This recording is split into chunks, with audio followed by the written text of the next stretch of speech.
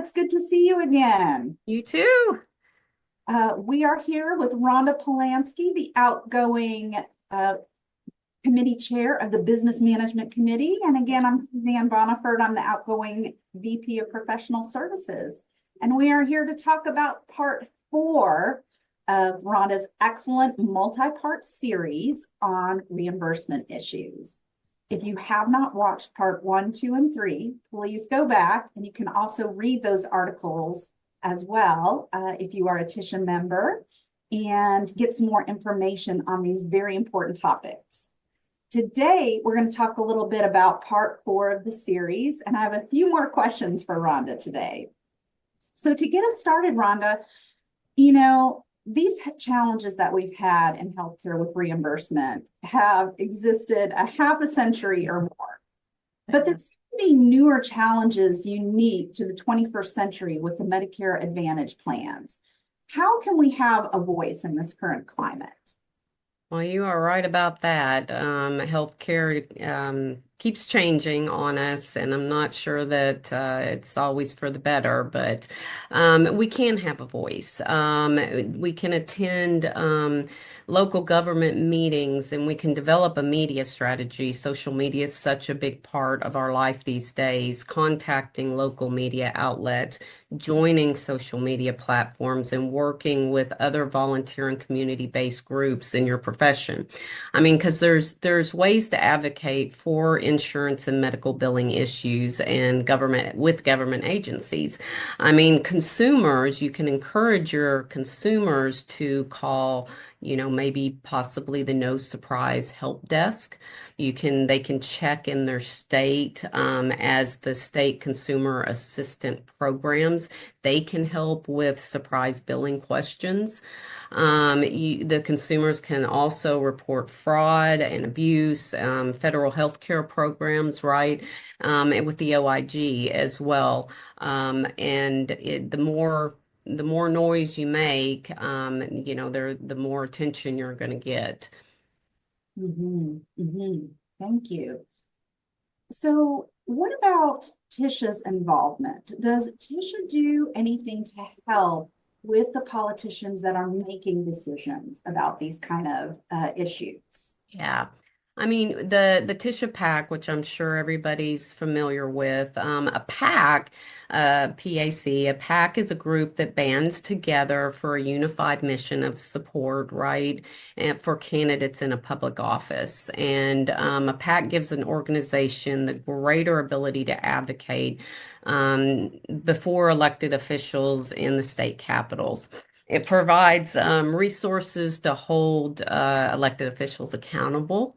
The mission for Tisha's PAC is to support these legislative candidates for state offices whose, records and policy position demonstrates an understanding, right, of our profession and our field, and those in a position to further the goals of what Tisha and in our areas of licensure, education, healthcare, reimbursement, and that's what Tisha can do for us. So we have the opportunity every year to support that cause, and when we do our membership dues, to contribute to the Tisha Pact, and it really helps them reach out there to the government officials, our elected officials who are there to represent us and help them support our needs in our profession in the current healthcare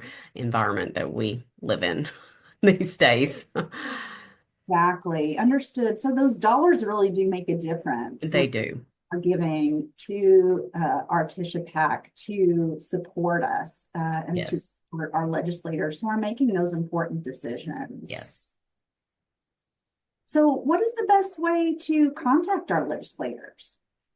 There's ongoing dialogue with your elected officials. I mean, the best way to ensure they understand how their decisions are affecting their constituents back home, right? So no one can better explain those complexities, in how healthcare delivery is happening and the impact on policy changes for the organization than it would in your ability to deliver care other than people like us, or like you that are on the front lines. This has obviously become a front media topic with a lot of events that have happened recently, right? But you can write letters, you can write emails. Phone calls are often can be more beneficial than written forms because the person receiving the call has to listen to what you have to say if they're on the phone with you instead of like skimming words on a page. It is important to recognize that phone calls are usually are answered by not the elected officials themselves, but the staff that will respond to that. I have often done both, right? I've written a letter and followed up with a phone call. And again, as I mentioned earlier, social media. Social media is similar to a public statement these days, right? In our culture in the digital age, nearly all members of Congress have Facebook, an X account. And if you post on their sites and you tag them, it will be publicly viewable. So, and will continue to show up on the feeds with those members of Congress that you're trying to connect with, right? Um, I have I have some other things that you're an essential advisor. You are the advisor to the members of Congress. So, so there's nothing to stop you from stopping by a local office. I've done that as well, and just walk in and establish those relationships with that office because each congressional district has an office that has staff where their sole job is to communicate with their constituents.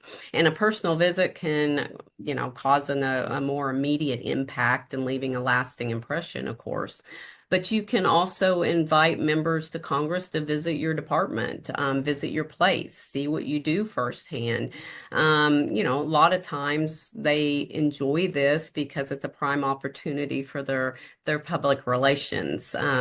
Haven't say that I've been successful in making that particular thing happen, but and if you're in Washington, D.C., set up an appointment with the D.C. office. I mean, these are important topics that just don't affect us in our individual practice. It affects healthcare as a whole. So, when you arrive and you meet with someone, you need to arrive. You need to have an agenda when you sit down to talk to them, not just to sit down and chat.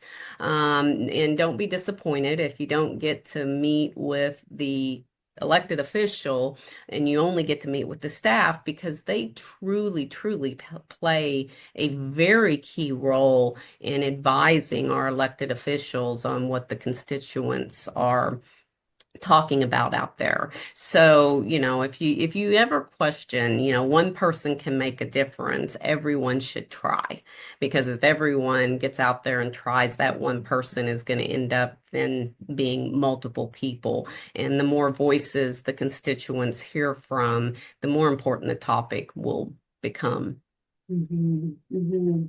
Absolutely. So I'm hearing a lot of this is relationship building. And so just like a lot of things that we Is do, there?